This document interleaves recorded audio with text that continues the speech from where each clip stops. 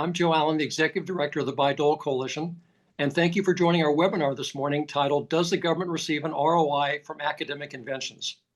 It's no secret the U.S. faces a crushing budget deficit, and it's certainly fair to ask, what does the government and what does the public get back in return for funding approximately $55 billion a year in research or academic institutions? Secretary of Commerce Howard Lutnick recently remarked that because the government gets, quote, zero back, it should take 50% of the royalties universities receive from licensing federally funded inventions. We're going to examine that issue with three highly respected speakers with years of experience in the field. Dr. Walter Capan is the Vice President for Research and Technology Transfer at the Colorado School of Mines in Golden, Colorado, and previously served in the first Trump administration as the Undersecretary of Commerce and the Director of the National Institutes of Technology, where he led the Trump administration's Return on Investment Initiative and also oversaw implementation of the Bayh-Dole Act. Walt also led technology transfer programs at two Department of Energy national laboratories. Terry Willey is the Managing Director at Pathway to Cures, a venture philanthropy fund for finding cures for bleeding disorders, and has played a prominent role in technology commercialization at many places, such as including as the co-founder of the Arch Venture Fund, at the Indiana University Venture Fund, at Cold Spring Harbor Laboratory, at Mount Sinai School of Medicine, and even set up the technology transfer program at Cambridge University in the UK. Brian Darmody is the Chief Strategy Officer at the Association of University Research Parks and served for many years at the University of Maryland, where he is the Associate Vice President for Research, Technology, and Economic Development. Brian is also on the Maryland Technology Corporation Venture Board. So before we begin our discussion, I also want to let you know that we're happy to take questions from the audience. You can enter those in the Q&A box at the bottom of the screen. So without any further ado, we're going to go ahead and get started. So let's throw this out to the whole panel. All of you have hands-on experience, as we just talked about, with the commercialization of federally funded R&D from a lot of different perspectives. So from your viewpoint, is it true that, quote, the government receives zero return on investment for the $55 billion it spends annually on academic R&D? So who wants to start this off? Let me begin, and thank you so much, Joe, for convening us. It's an important conversation as the United States looks to generate greater revenue and also to deal with the federal deficit. So as Joe mentioned, one of my prior roles was as Undersecretary of Commerce and Director of NIST, the National Institute of Standards and Technology. And the Return on Investment Initiative was intended to look at the policy and legislative underpinnings of U.S. innovation, in particular, those technologies, those economic activities arising from federally funded basic research. We know through a great deal of analysis, and this is going back now many decades, that the United States relies upon basic research and its commercialization for economic activity, for job creation, and to contribute revenue to the U.S. Treasury via taxes by successful ventures. We know that between 1996 and 2020, academic patent licensing contributed $1.9 trillion to the U.S. economy. And of course, that trajectory of growth has only accelerated in the years after. We see the creation of many, many companies arising from academic research. And as those companies succeed, they also create jobs. And over that same period that I mentioned, over 6.5 million jobs were created from academic research, as well as more than 19,000 spin-off companies. We see that the framers of the Bayh-Dole Act had a fantastic vision for the nation, that by the ability of harnessing the great minds of our academic community, our research community, and enabling those technologies then to create impact for the economy, that the United States would be the leader of the world in innovation. And we all recognize at this time that the U.S. leadership position is being challenged, particularly by China. Let me pause there. Well, thanks, Walter. And thanks for citing some of those metrics from the Driving the Innovation Economy study that tracked 1996 to 2020, the economic impact of intellectual property licensing and university tech transfer in the US and the impact that it's had. Technology transfer in universities and federal laboratories, the very purpose of it is economic impact and to make sure that important discoveries are recognized and when necessary, they are brought to the public through commercial channels. A lot of great discoveries have an impact on society by adding to the base of knowledge, by creating that platform that we use to move forward with important discoveries and so forth. And there are a few, and more all the time, that are best delivered through commercial channels. And that takes people at federal laboratories and at universities who have the skills and competencies to work out the best intellectual property strategy, the best partnering strategy, recognizing that is often multiple pieces of intellectual property involving co-invention with other universities or other companies, and also recognizing that we're in an environment where innovation is always changing and that it takes multiple parties to make things happen, and that this happens over time. We often don't know for 8 to 10 years from the time we file a patent application whether it's going to have legs, whether it has a potential to really have its impact. And so we have this dedicated group of technology professionals that are there making it happen. They work in a principle-centered way to make sure that these discoveries have an impact on the public in a meaningful way by coordinating all of these relationships, helping smart people play nice together.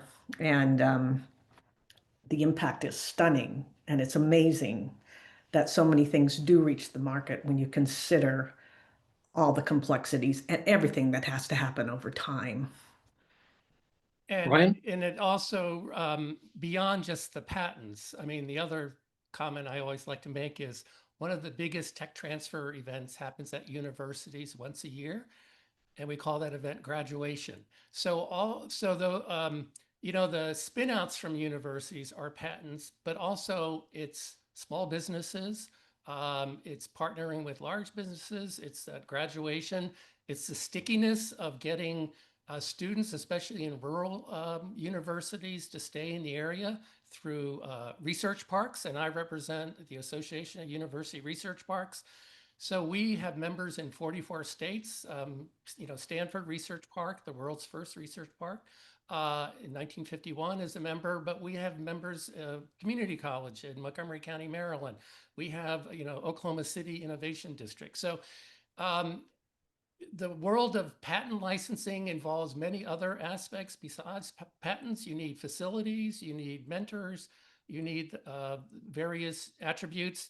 And so AURP, we did a study of our members. Now, it is North America because we do have members in North America, but it just came out earlier this month.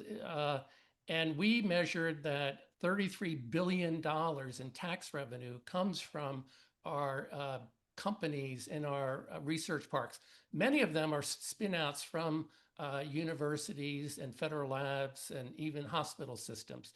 Tax revenue we measure at 2.5 million jobs are supported and $295 billion to the gross domestic product. So, Autumn they do some great economic impacts, and they have a better world. So they actually show the impact in new drugs and devices and other kinds of technologies.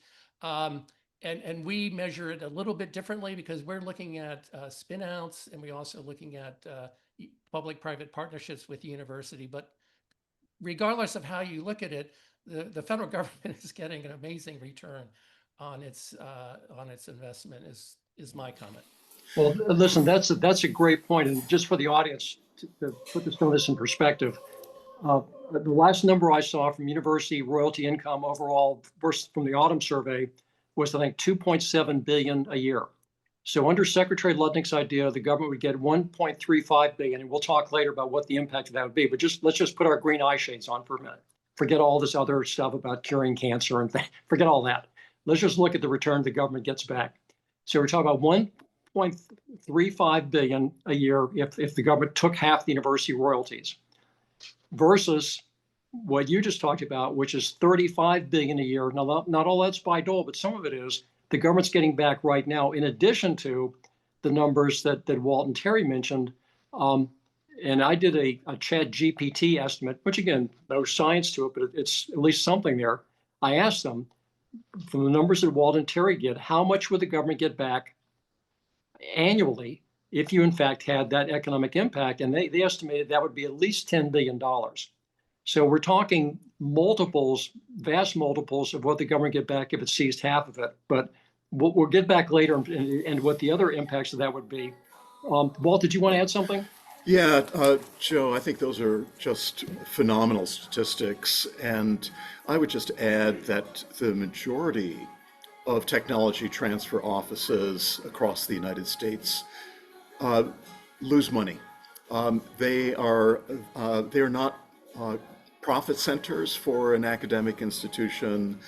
They are places of investment in the public trust. It's investment on behalf of the necessary intellectual property protections for startup companies to have the exclusivity that they require for business growth and for investors to be able to get a return. And so in the absence of those types of investments, clearly the United States economy would not be able to achieve these kinds of spectacular results. And what is being proposed here as far as the taking, essentially creating a new tax on revenues that are generated through licensing, that would basically create even more loss-making institutions across the United States, and ultimately would take away funds that are currently being reinvested in intellectual property protections, in ongoing research, and de-risking of technologies for the commercial marketplace. So I think that's the other important trade-off, that by looking at an quotes, easy source of revenue, ultimately, it would be creating a whole new regime of taxation of organizations that are principally losing money. That's a great point. Now, before we get into more details on that, let me ask a basic question, because I think we don't want to skip over this. Some people may not know, why does the government fund R&D in the first place? Is it to further knowledge and meet government mission needs, or is it a federal venture fund? Is this analogous to a venture fund or a private company paying you to invent something? And is the government getting what it's paying for? Or is it being cheated when universities and small companies make inventions under government grants and contracts? So why is the government even funding $55 billion in research? Is it to make inventions, or is it to pursue knowledge and to meet government mission needs? So why are we even doing this? So, go ahead. Yes, it is to answer questions that are critical to public health and public well-being. And it's to do that in a way that adds to the base of knowledge so that others can build on it.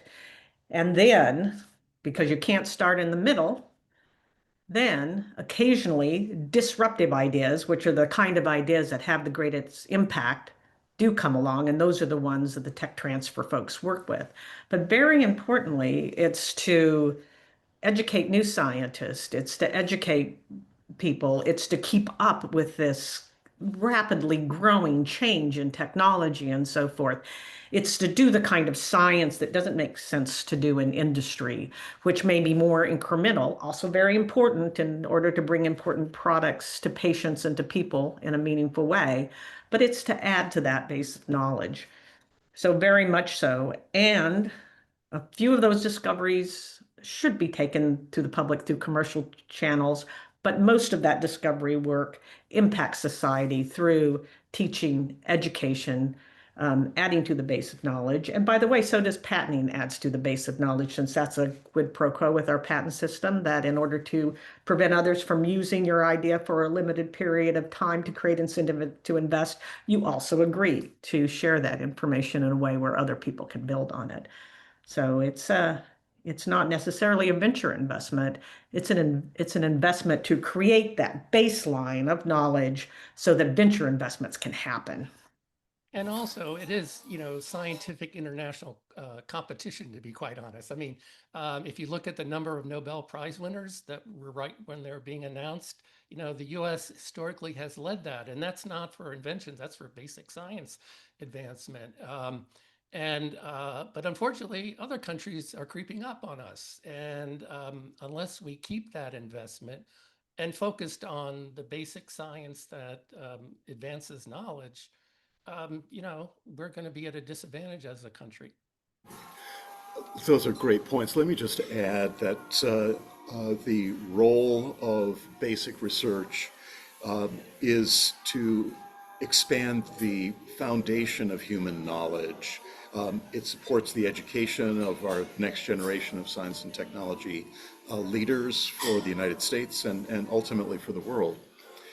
The role of corporate R&D, even if it is defined as basic research, is in a very different set of categories than the discovery research that is funded by the federal government. Thinking about the discovery of so many foundational technologies and thinking about the role that atomic clocks play, for example, in synchronizing even events like this across multiple time zones and synchronizing communication devices and systems.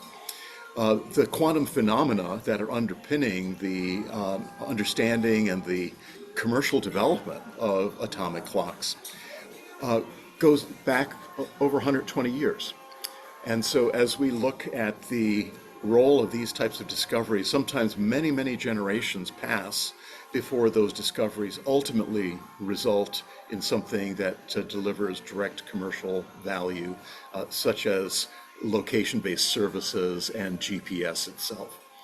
As we look at the discoveries that led to the successful COVID vaccines, the messenger RNA discoveries were many decades in the making before ultimately they could be utilized and prepared into vaccine form.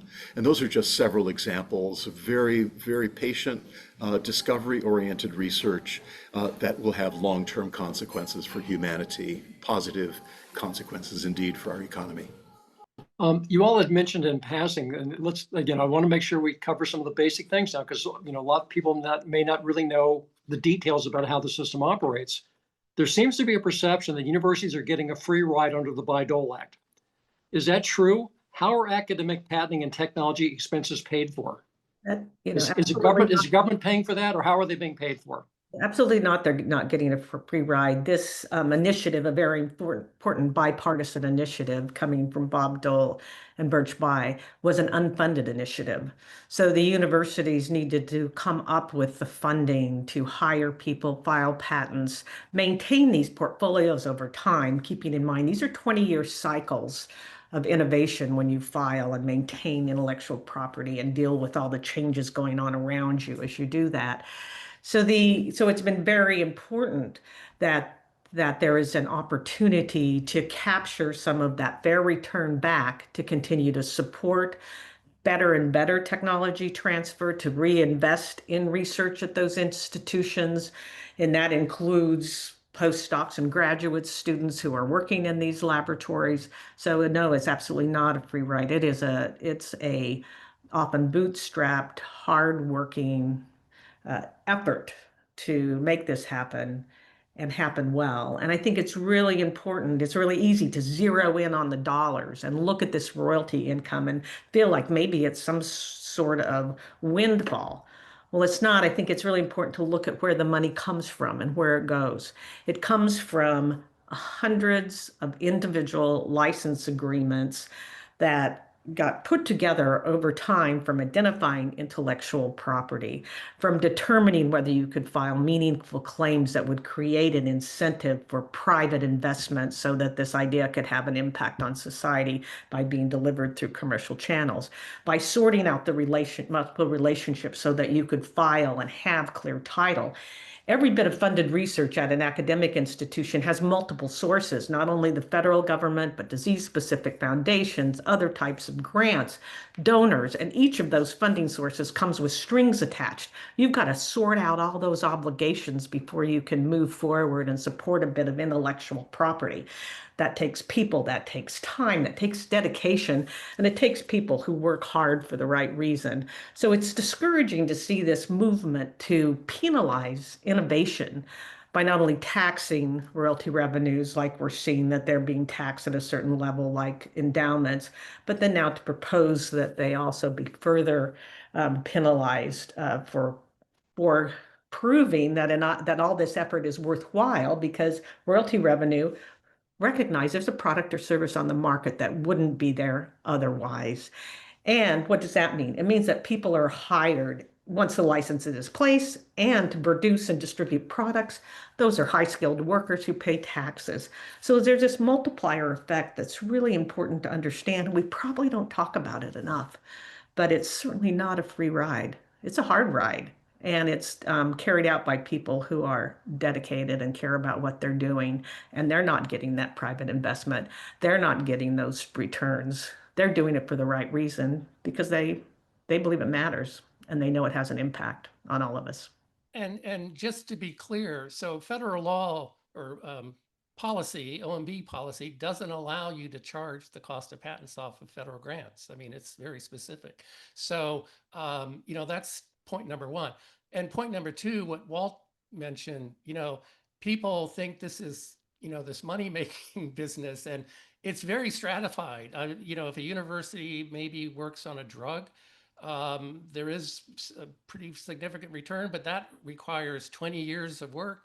It requires billions of non-federal dollars. But for the vast majority of tech transfer offices, they're not making money. I helped start the tech transfer office at the University of Maryland shortly after the Bayh-Dole Act passed, because I read about in the Chronicle of Higher Education, Joe. And the legal office where I work said, no, Brian, we shouldn't do this. We might get sued. But I said, no, well, let's try that. And at that time, right after the Bayh-Dole Act, there was a research corporation that existed, prior to Fred Cottrell. He created the electronic precipitator, and he started something, but that was when the federal government wasn't investing in research. But after the Bayh-Dole Act passed, there was something called University Technology Corporation, and they had the idea they would work with all these universities. They'd make a lot of money, and everyone would go to Palm Beach or something. Well, it didn't work out because tech transfer the federal government does not, pay for inventions. It does basic research, and doing technology transfer requires lots of outside funding. It requires lots of patience, requires lots of know-how. And as Joe knows, the federal government didn't have that when they had title to the patents. And it took universities working on it, but more importantly, also private sector kinds of folks to get that going. Let me just add that it's important to look at the evolution of the tech transfer profession as well. So much of it began in licensing to existing large corporations. And so companies that had the wherewithal, had the ability to take a nascent idea, work side by side with the inventor at the university to ultimately productize the technology and turn it into value in the economy. Today, the majority of technologies that are commercialized are actually via startup companies. And organizations, Brian, such as those that you lead, provide great value because they enable the infrastructure of startup companies to really flourish and ultimately to bring people with talent together with the resources for early stage companies who generally have very, very little cash reserve. They often don't have all the resources that are required. And so many of these license deals are actually based on a portion of the equity in the startup company rather than direct cash. And so as we look at proposals such as the one that we've seen from Secretary Lutnick, there's not necessarily this recognition of the breadth of investment, the risk capital that is brought together to enable a fledgling enterprise to move forward, and the fact that the founders of these companies, which may be graduate students and postdoctoral fellows, as well as supported by academic faculty, are putting a lot on the line. And so if the government steps in such a way as to disrupt this whole process, this virtuous cycle that's been created in the United States by the Bayh-Dole Act, then so much of U.S. innovation will ultimately be put at risk because the incentives for innovation have now been disrupted. And hey, I'm all for finding creative ways to fund important government programs. I'm a venture investor who works in the not-for-profit area. I'm constantly looking for creative ways to bring funds together to fund important work that's going to have impact on society. But like the policymakers we work with in the United States, I'm also really serious and care a lot about due diligence and making data-driven decisions just to make sure that those proposed programs are not only feasible, but they have the impact that's intended and not negative unintended impact. We have a lot of data here. We have a lot of studies by different organizations who can come to it from an objective standpoint. A lot of these references will be available on the Bayh-Dole Coalition website if anybody would like to look at them. But it's so important for us to make data-driven decisions that have the impact that's intended. And it's also so important to continue to encourage the people who do this type of work in the university, because innovation doesn't just happen in the laboratory. It happens in policymaking, it happens in administration, and it happens in how we take scarce resources and have the greatest impact with them. And we're already seeing budgets in universities under the acts, including those of the tech transfer offices, across the country, in Indiana, in Texas, in Ohio. And it's, let's not add more fuel to that fire. Let's support these people who are doing good work and having an impact on all of us. Well, let's get, we actually can get some great questions from the audience. I'm going to work one in right now. Let's talk about royalties and why you get royalties under the Bayh-Dole Act. And by the way, for those of you who don't know, for full disclosure, I was actually on Birch Bayh's staff. So that's why when Brian was talking about that, I was actually on the Senate Judiciary Committee. So I was involved in drafting Bayh-Dole. So the Bayh-Dole Act, which is the law that oversees this, what we're talking about, allows universities and federal laboratories to retain royalties when an invention is commercialized. But the law also restricts how those funds can be used. It mandates they have to be used for paying tech transfer costs, which again are not paid by the government, also to reward inventors and to fund more research. So what percentage of academic inventions are even licensed and commercialized? And the other thing is, and this is one of the questions from the audience, how much risk does a academic or federal lab licensee take? Are these ready to go products, or is the licensee picking up 90% or more of the costs? And who picks up the freight when they fail? So let's talk about that a little bit. So again, how are royalties being used? They're being restricted. So what would the impact be if, in fact, we took 50% of the gasoline out of the engine? If the government's got to take 50% of the royalties? And again, is the government funding develop products or products that are like a heartbeat away from turning into something used that you can sell? Or is the licensee taking any risk? Let me begin, and the law is clear as to the use of those funds, the intended use, as mentioned, to reward innovators whose technology is ultimately successful in the pathway for commercial development, the ability to overcome those risks through ongoing research, through non-dilutive and also through equity-based investments. is an essential part of taking a nascent technology and navigating all of the risks, the technological, the market risks, the commercial and regulatory risks, just to name a few. It's important that the innovators have an incentive, and so cutting that incentive would not only be against the law, but it would also dampen our engine of innovation for the United States and our global innovation leadership posture. The ability to reinvest in the technology transfer operations themselves.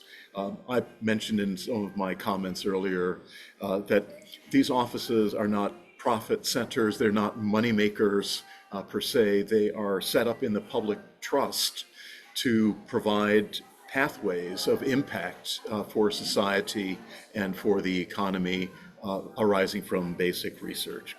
And so these are long journeys, they're risky journeys, and we know that there's a relatively high percentage of venture-backed startup companies coming out of universities that just never make it. The risks are too substantial, and sometimes the technology is not able to penetrate the marketplace in that journey of navigating those risks. I think those are all important, Walter. And what I'm thinking about too is I'm wondering what music I should have in as my background when I speak, because I really like that. That's a nice touch.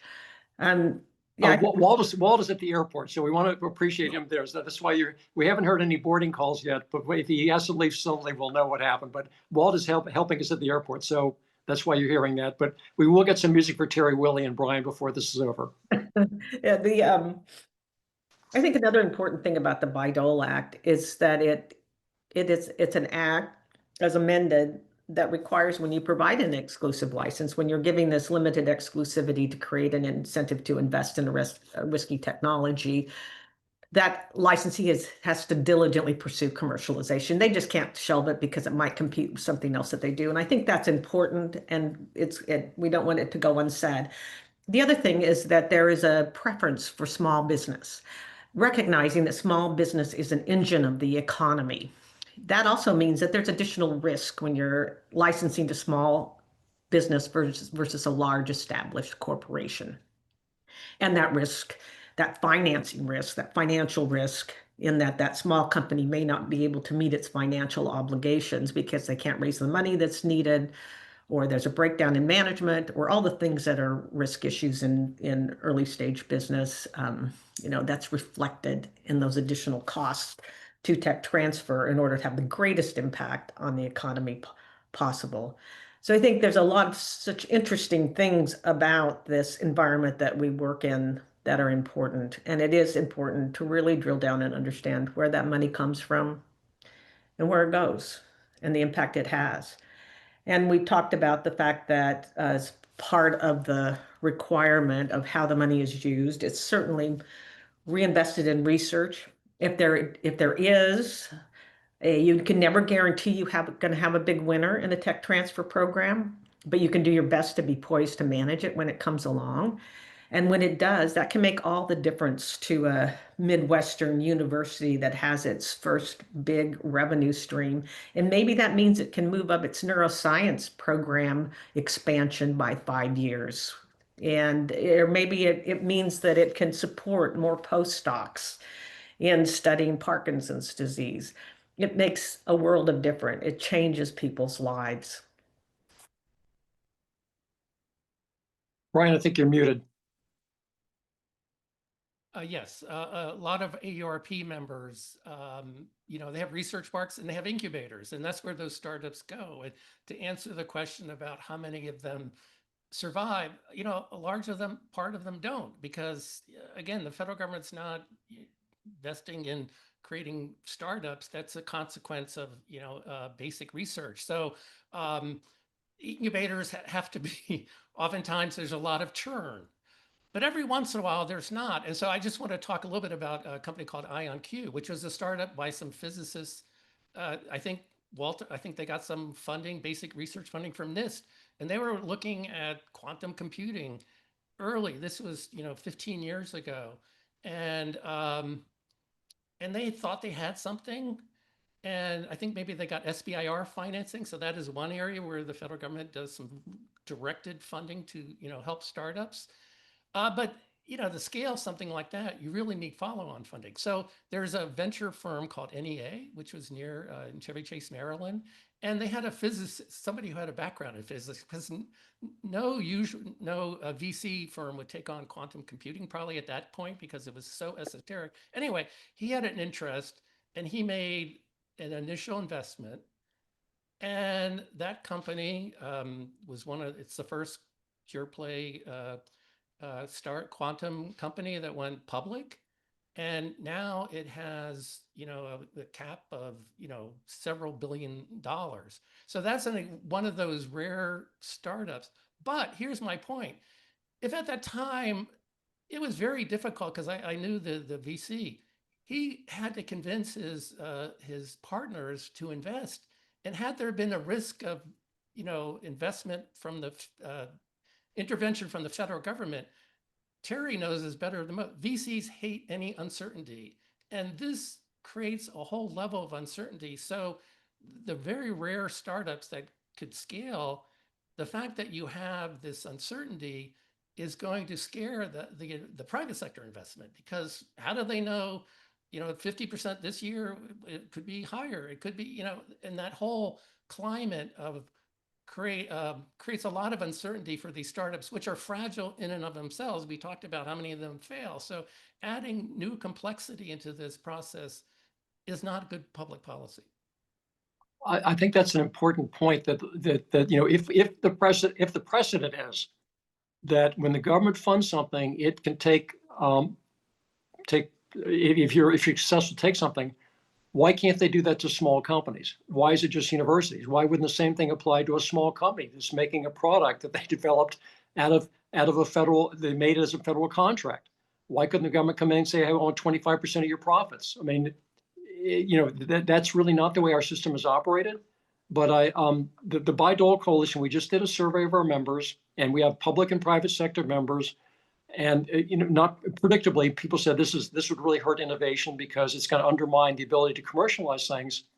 But the industry people said this would shake our confidence in the whole system, because this would be the first time Bayh-Dole's been arbitrarily changed. And so once you start showing that, then you're like China, where you can sort of have rules there, but anytime the rulers want to make a new rule.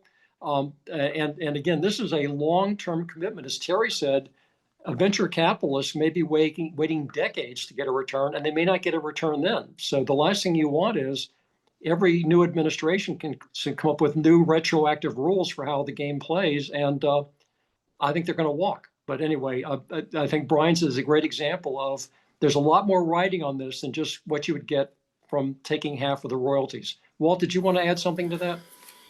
Yeah, I think those are great points, Joe. And the initiative that I led as NIST director was called the Return on Investment Initiative, and looked specifically at the Bayh-Dole Act and its provisions, and looked at whether any specific change, any modernization was required.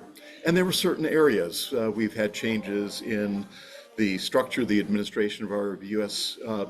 Patent and Trademark Office, for example, that needed to be brought in line with the language of the Bayh-Dole Act that goes back to 1980.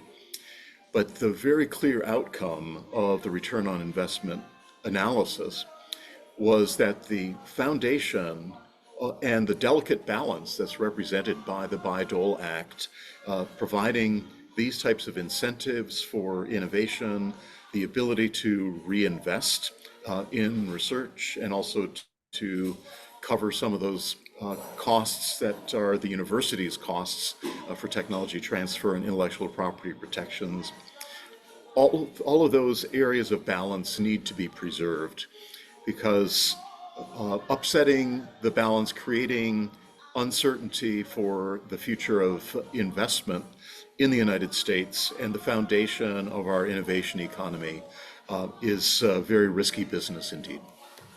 I think it's important to talk about the fact that the university tech transfer is very transparent.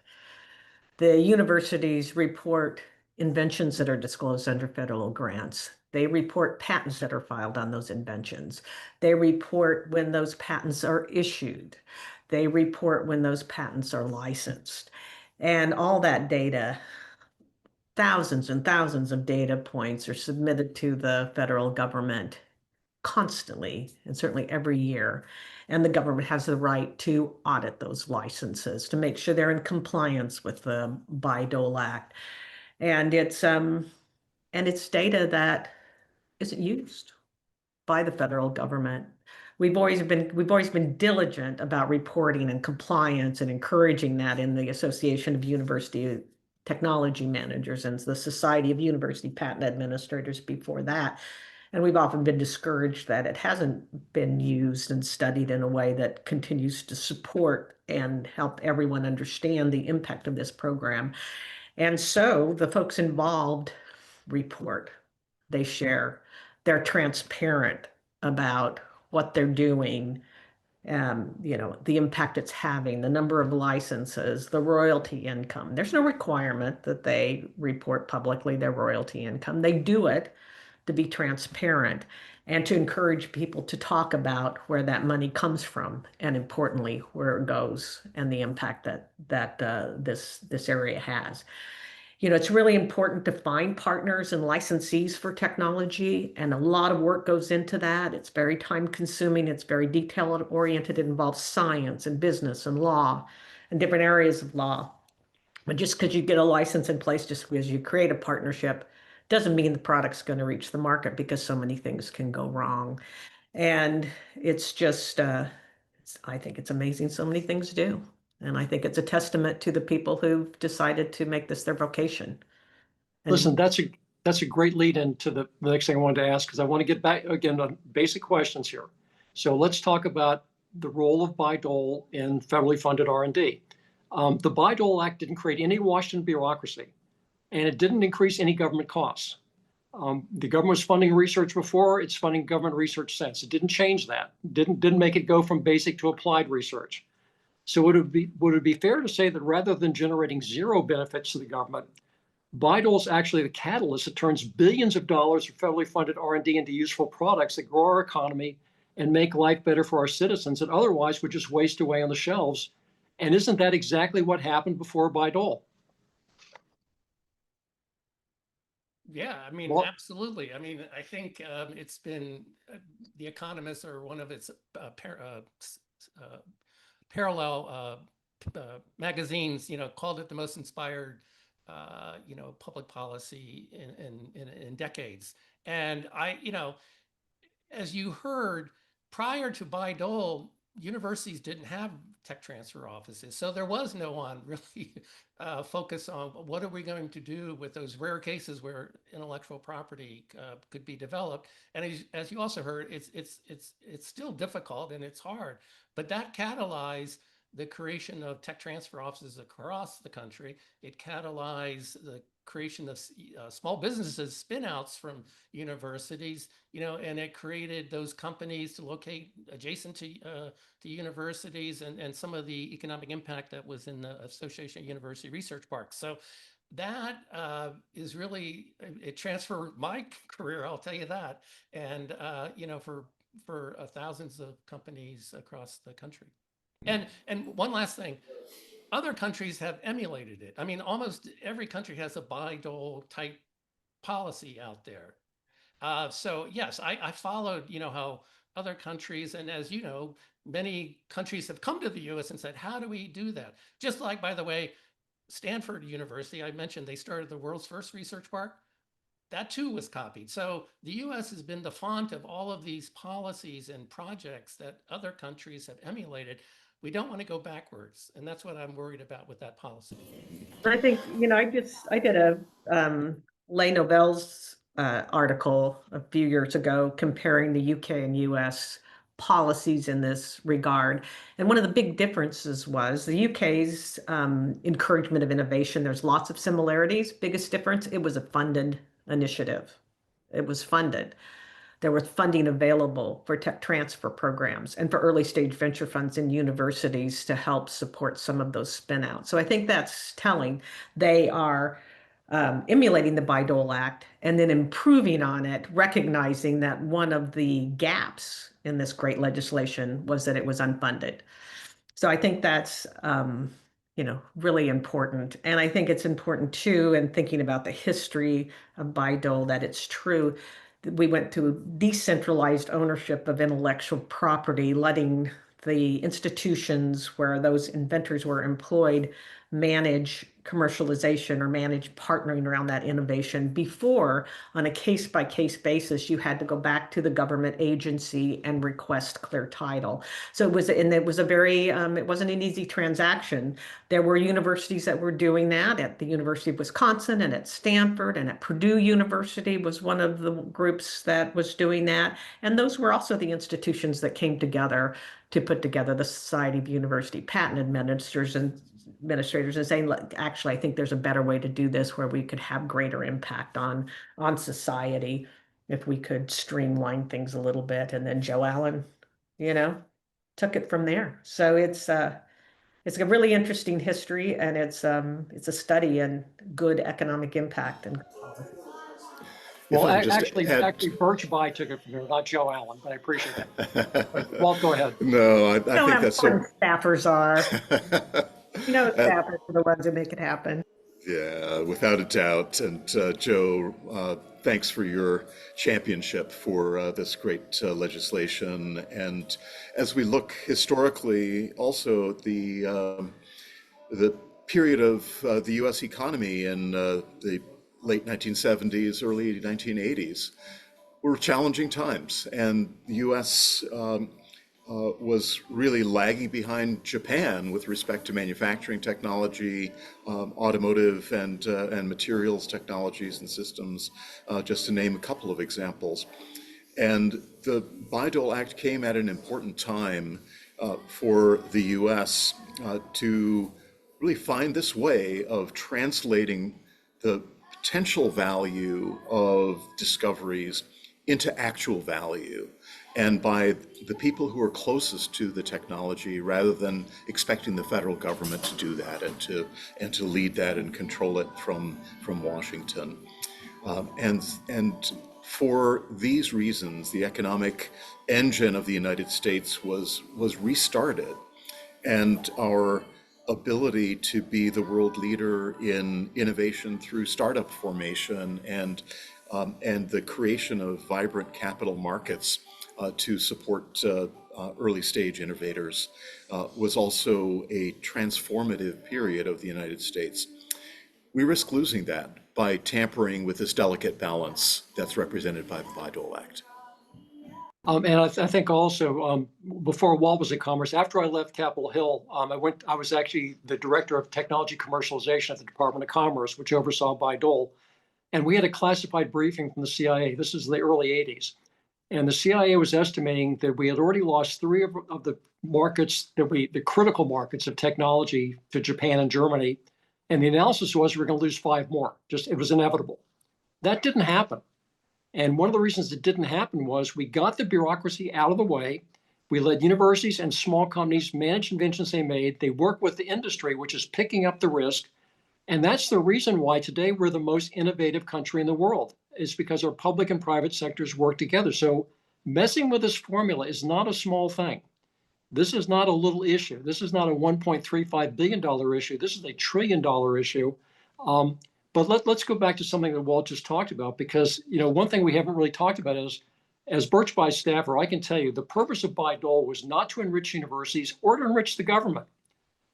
The purpose was to decentralize technology management, have Washington fund research and get out of the way, to let people make inventions, have the authorities to take risks, no guarantee it's going to come back, to commercialize technologies. So it was really we saw universities and the public sector as stewards of the taxpayer in the biblical sense. A steward means you're handling other people's property even better than you're handling your own.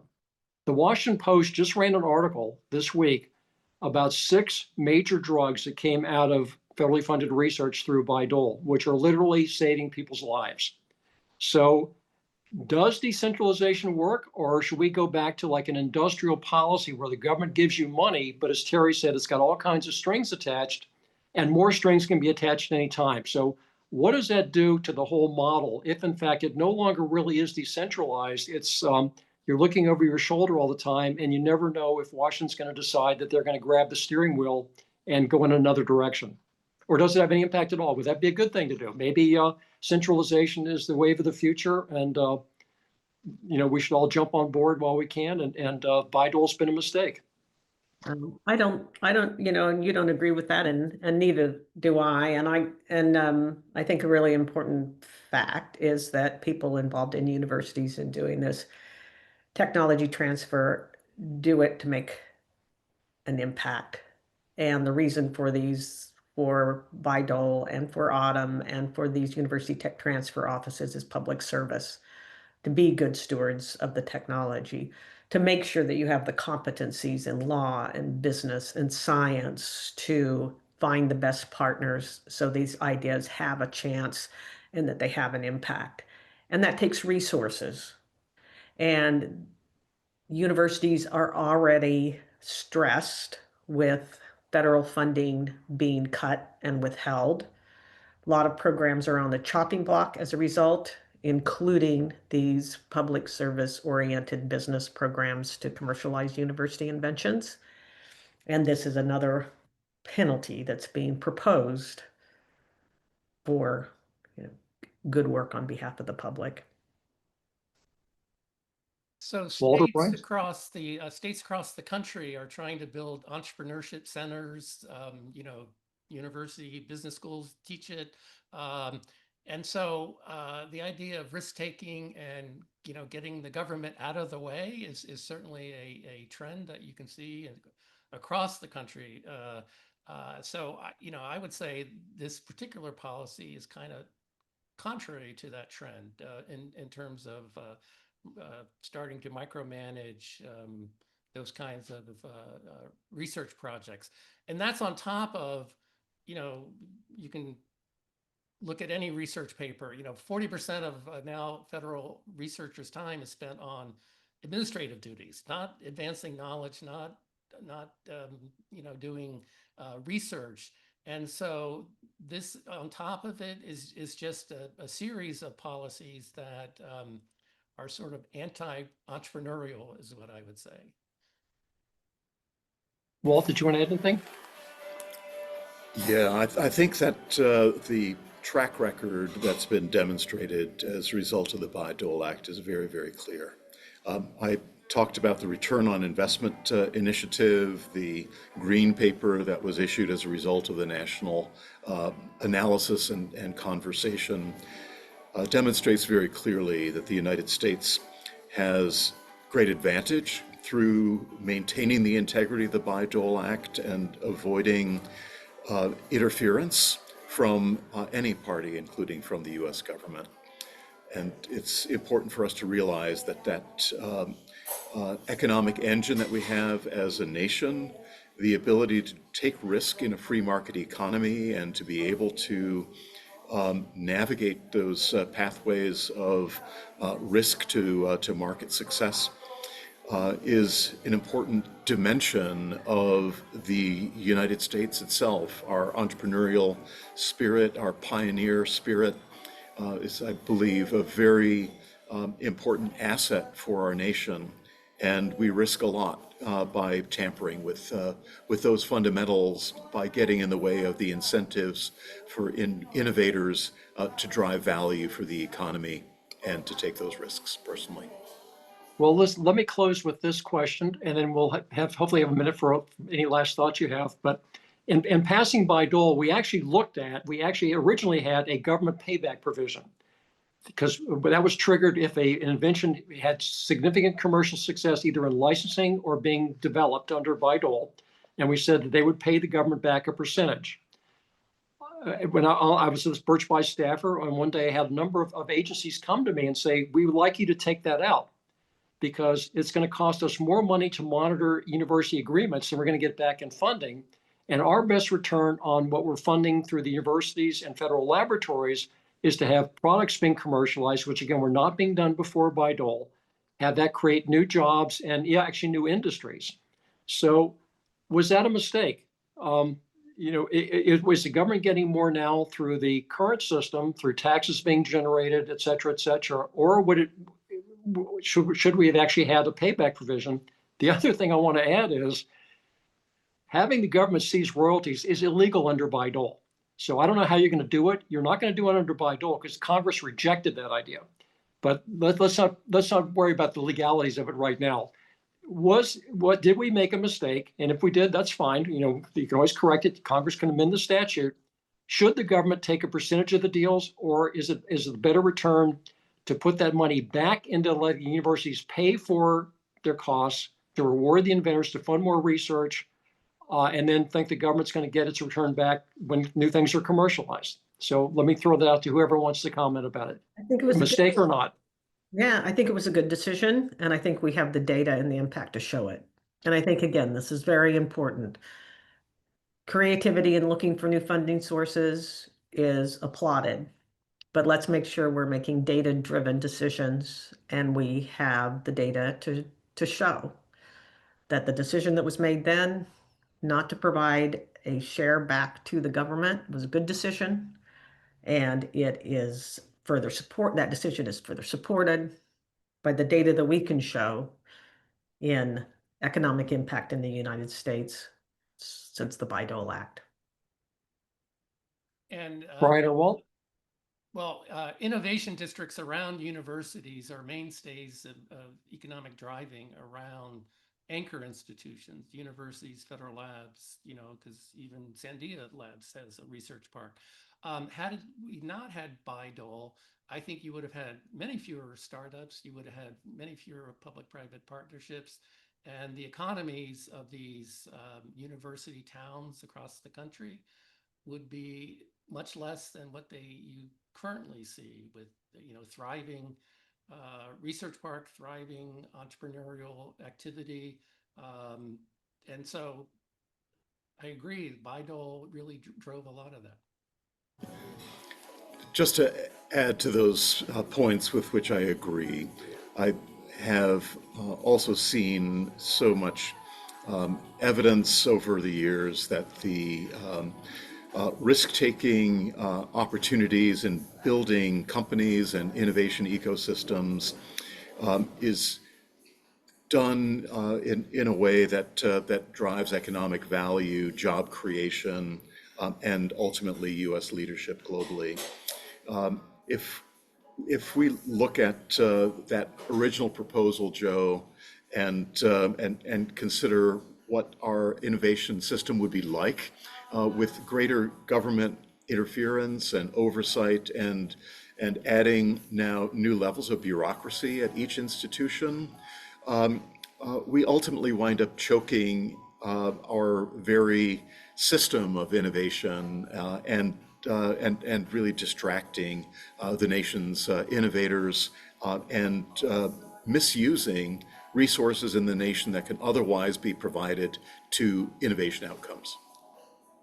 Well, listen, you all have been a terrific panel. And one thing I should have said in the beginning is the Bayh-Dole Coalition doesn't have theorists as panelists. We only have people that actually have practical experience. And I think that this last hour has really shown that you all have had real hands-on experience in doing this. And I really appreciate you sharing this with us. This program will be posted on the Bayh-Dole Coalition website, which is Bayh-Dole Coalition, all one word, a long word, but one word, .org. And we'll also have links to some of the documents that were referenced during our discussion today. We hope everyone has found this discussion as useful as I have. I thought this has been a great issue and something that's really important to talk about. I hope everyone has a great remainder of the day, and I hope you'll join us in future programs. So again, thank you very much for joining us today. Thank you for our panel. And we'll be doing this, another topic, I think, Phil, will come up before we know it. So again, thank you very much. We appreciate it.